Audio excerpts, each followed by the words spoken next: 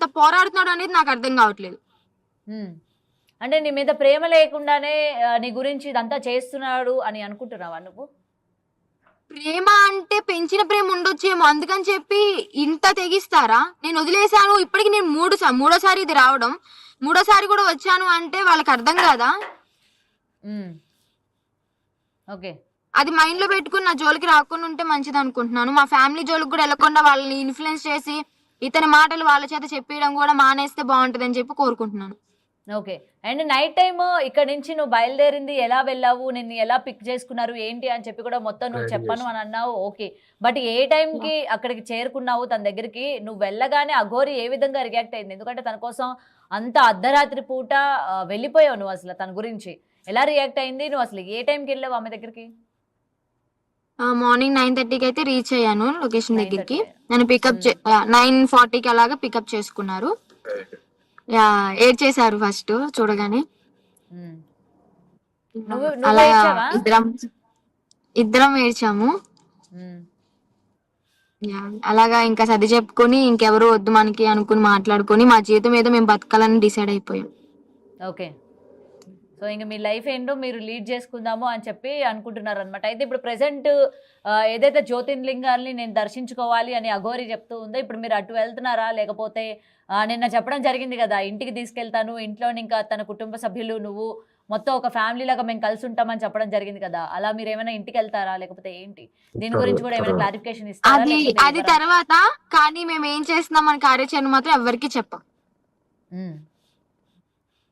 అంటే ఎందుకు ఇంత సీక్రెట్ గా ఉంచాలి అని అనుకుంటున్నారు మీరు ప్రెసెంట్? అంటే మళ్ళీ మీ పేరెంట్స్ ఇవన్నీ కూడా తెలుసుకొని నీ దగ్గరకు వచ్చి మళ్ళీ నిన్ను తీసుకెళ్లిపోతారనా? తీసుకెళ్లిపోయినా కూడా ఈసారి నేను వెళ్ళను, ఎందుకంటే నేను మీడియా ముందుకి చెప్పేశాను. కానీ నాకు ఎక్కడ బాధ అనిపించింది అంటే, ఆ పోలీసులో మంగళగిరిలో కేసు ఇచ్చిన తర్వాత వాళ్ళు పట్టించుకోకపోవడం నాకు చాలా బాధ అనిపించింది.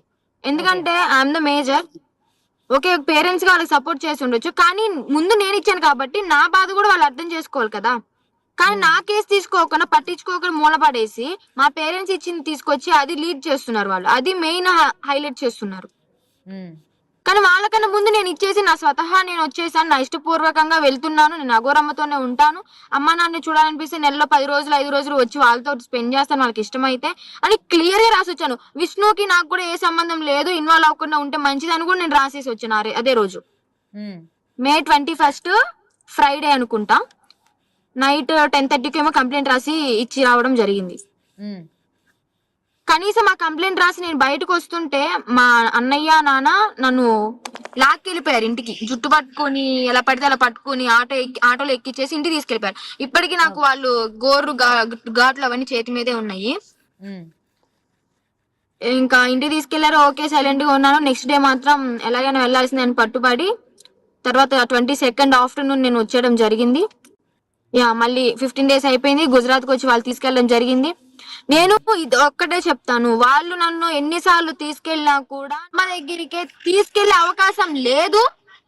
ఆ ప్రయత్నం కూడా చెయ్యకండి దయచేసి, ఈసారి ఊరుకునేదే లేదు. ఓకే ఓకే, సో గట్టిగా వార్నింగ్ ఇస్తున్నావు. అయితే కేవలం విష్ణుకేనా ఇది వార్నింగ్, లేకపోతే మీ పేరెంట్స్ కి కూడా ఇస్తున్నావా? నన్ను ఇంకా తీసుకెళ్ళొద్దు, నా గురించి నార్మల్ గా ఉన్న మా పేరెంట్స్ కి అయితే నేను ఈ మాట చెప్పను, విష్ణుకి అయితే చెప్తున్నాను గట్టిగా. అలాగే విష్ణు మాటలని ఇప్పుడు ఎవరైతే మీడియా ముందుకైతే వస్తారో మా పేరెంట్స్ వాళ్ళకి కూడా చెప్తున్నాను. ఒకవేళ వాళ్ళు విష్ణుని కనుక దూరం పెట్టి, ఎందుకంటే నిన్నటి వరకు కూడా విష్ణువే మా అమ్మాయిని ఏదో ఒకటి చేసి ఉంటాడు అని చెప్పి మాట్లాడారు కాబట్టి పేరెంట్స్, ఒకవేళ విష్ణుని కానీ వాళ్ళు దూరం పెడితే, కుటుంబ సభ్యులు దూరంగా కానీ పెట్టేస్తే మీ అమ్మ వాళ్ళ దగ్గరికి వెళ్తావా మళ్ళీ? వాళ్ళు పెడతారని చెప్పి నేను అనుకోను, ఎందుకంటే ఇప్పటికి కూడా గైడెన్స్ చేస్తున్నాడు. అమ్మ మాట్లాడకపోయినా కానీ నాన్న అన్నయ్య మాత్రం టచ్ లో ఉన్నారు, ఫోన్ కాంటాక్ట్ లో తను ఎలా చెప్తే అలా చేస్తున్నాడు. లేదంటే వాళ్ళు హైదరాబాద్ వచ్చేంత ఆలోచన వాళ్ళకి రాదు. డెఫినెట్లీ గైడెన్స్ చేస్తున్నాడు.